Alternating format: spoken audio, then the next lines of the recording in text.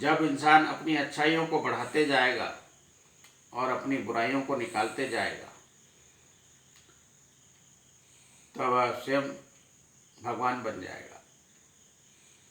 भगवान बनना स्वयं के हाथ में होता है और शैतान बनना स्वयं के हाथ में होता है। चुनना मन के हाथ।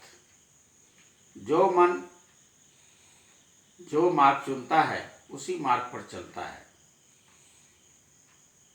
इंसान की समझ ही इंसान को मार्ग देती है और समझ को सभ्यता से ही, संस्कारों से ही ज्ञान बढ़ता है। तो ऋषियों के लिखे हुए ग्रंथ हर एक इंसान को रोजाना पढ़ने चाहिए। ग्रंथों में संस्कार लिखे हैं। जो इंसान रोज रोज वही किताब पढ़ता है, वही ग्रंथ पढ़ता है, तब उसके दिमाग में कुछ बातें बैठती है। क्योंकि ऋषियों के लिखे हुए शब्द गूढ़ होते हैं, समझ में नहीं आते, क्योंकि ऋषियों की समझ गूढ़ होती है। क्योंकि एक समझ पर पूरे संसार के व्यक्तियों को लिखना एक शब्द पर, और हर प्रश्न के उत्तर 9 होते हैं, तो ऋषि एक उत्तर पर 9 का ज्ञान लिख देते हैं। 9 से बड़ा संसार में कोई अंक नहीं। जिसको भी 9 से पार होना है तो शून्य का सहारा लेना पड़ेगा, और शून्य ईश्वर है।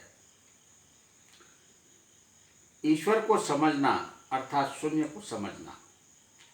जो इंसान शून्य को समझने का प्रयास करता है वही इंसान नौवा होता है। जब तक इंसान नव ज्ञान को पाया नहीं है, समझा नहीं है, तब तक शून्य समझ नहीं पाएगा। शून्य को समझना अर्थात नव ज्ञान को समझना। नव ज्ञान को समझकर ही इंसान शून्य की ओर जा सकता है, और शून्य को समझकर ही इंसान गिनती को बढ़ा सकता है।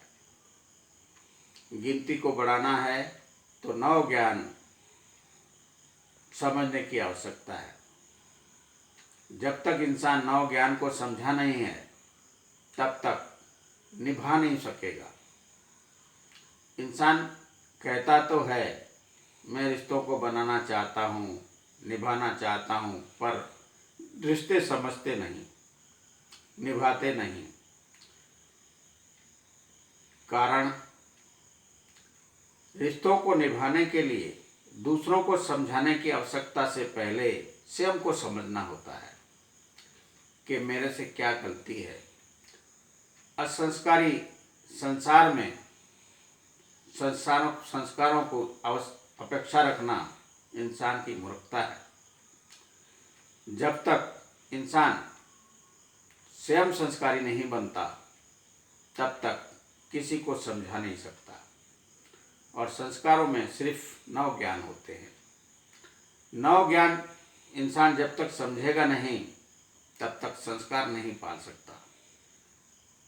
संस्कारों को पालना अर्थात नव ज्ञान को समझना और शून्य की ओर जाना अर्थात अज्ञानी को ज्ञानी बनाना।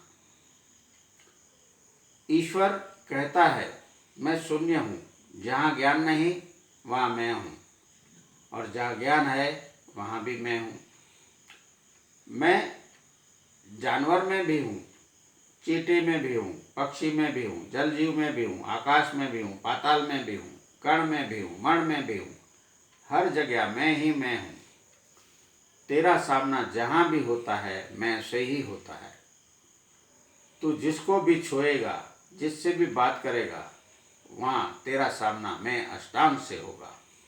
तो मैं अष्टांग को समझने का प्रयास कर, और समझने का प्रयास कर तो संसार तेरी समझ में आएगा। जय माता पिता।